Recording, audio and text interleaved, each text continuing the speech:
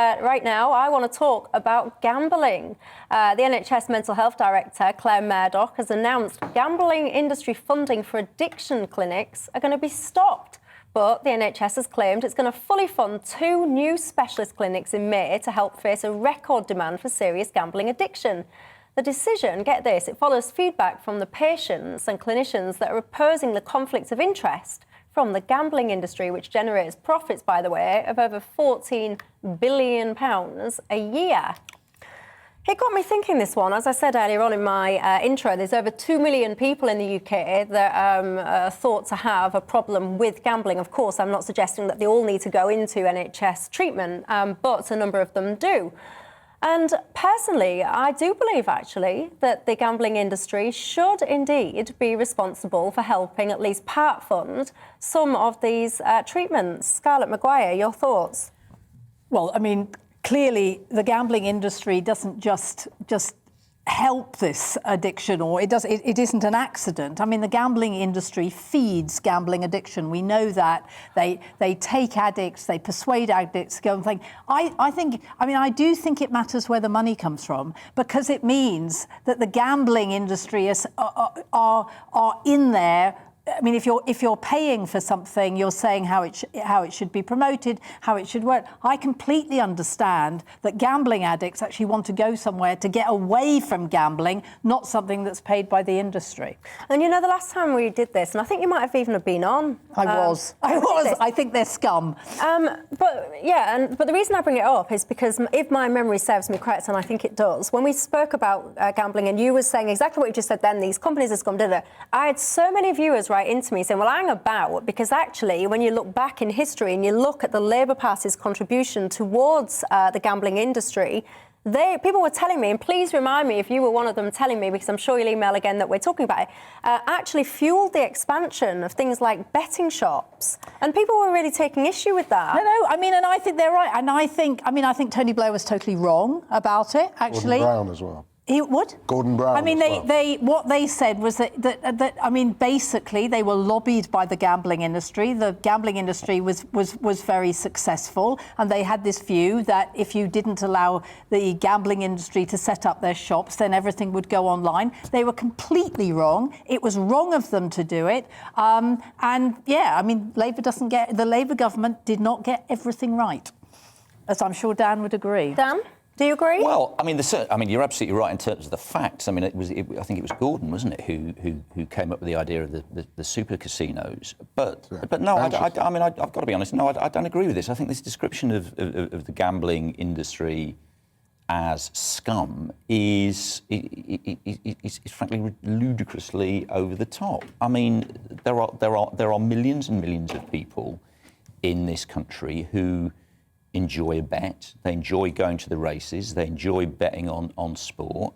And in terms of the great panoply of terrible activity that people engage in, I actually think gambling is pretty low down the list. And I think I'm talking about the companies. I'm not talking about the people who do it. I'm talking about the companies who go on feeding it, who take the addicts and persuade them to spend more money. I think it's terrible. There are 2 things. You can't divorce, in a sense, the activity from the people who do it, and you can't simply say, well, I think that the provision of this, the people who provide this services are scum, but those who access this and enjoy accessing how they provide them.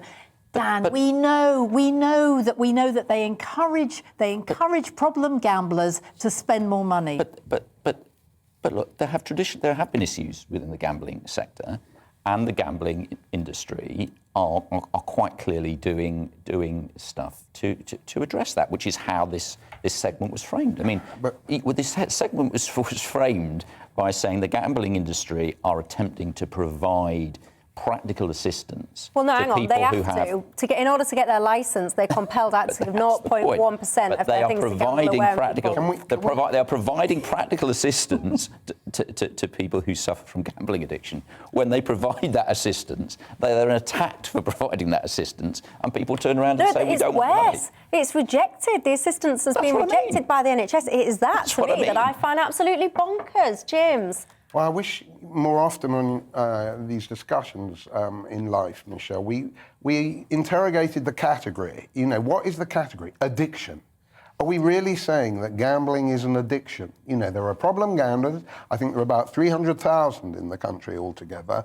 According to the ONS, their number is not increasing. Now, are we saying it's chemically addictive or biologically founded or whatever? Well, some people will say an addiction is a medical illness, yes, whether that's to tobacco, alcohol, gambling, whatever. Yeah, but what we're denying in that scenario is adult responsibility, the fun which Dan talks about, the fact that I went to Mecca Bingo in Halifax a few years ago and I made a full recovery from the habit I developed.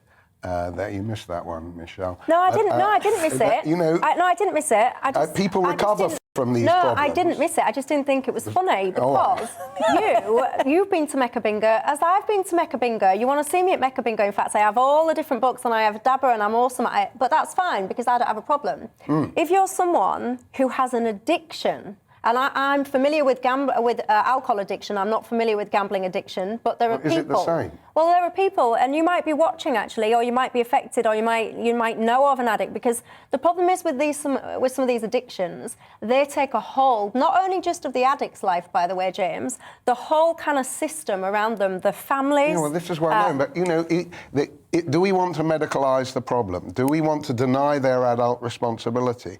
Could we think about better jobs or better leisure facilities or all the other factors or the family relationships that bring about these things? Can we not go to the root of the problem rather than just medicalising it, talking about dependency and being addicted to the metaphor of addiction? That's what I oppose, Michelle, because we're supposed to be shopaholics, chocoholics, addicted to sex, addicted to nearly everything. I don't think that's true. I think it's demeaning of people. Well, there you go. Let me throw that open to you at home, the viewers. What do you think there? To James's point, I'll end on that one, actually. Do you think that addiction is actually a medical thing that people have no control over? Or do you think it's just basically all in the mind and people need to... I hope I'm not paraphrasing you. I was just about to say get a grip, but I didn't want to insult him, but he just said it himself. Snap out of it. There you go. If you are an addict or if you've been affected by an addict, do you think you can control it or it could have been controlled? GBviews@gbnews.uk or tweet me at Michelle Dewbs or at GB News.